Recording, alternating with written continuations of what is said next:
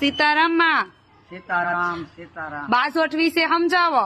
તો સારું કામ કરે તારે બાજોટ ઢોળવો પડે. તો બાજોટ કોણ છે? કયો? બાજોટ છે ને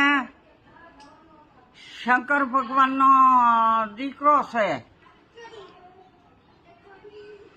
શંકર ભગવાનનો દીકરો ગણપતિનું માથું કાપી નાખ્યું હતું ને શંકર ભગવાને. તે પછી પાર્વતીને કીધું હાથમાં થાવીને કંકાવટી દીધી, જે હામું મળે એનું માથું કાપીને લાવજો. પછી હાથીનું માથું કાપીને લાવ્યા. તે ગણપતિને સડાવ્યું, તે ગણપતિ થયો.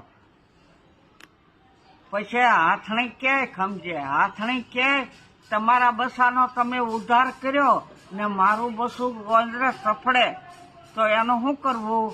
તો શંકર ભગવાન કે તારા બસા કરતા મારા બસા કરતા તારા બસાની સ્થાપના પહેલી. તો કે કેમ થાય?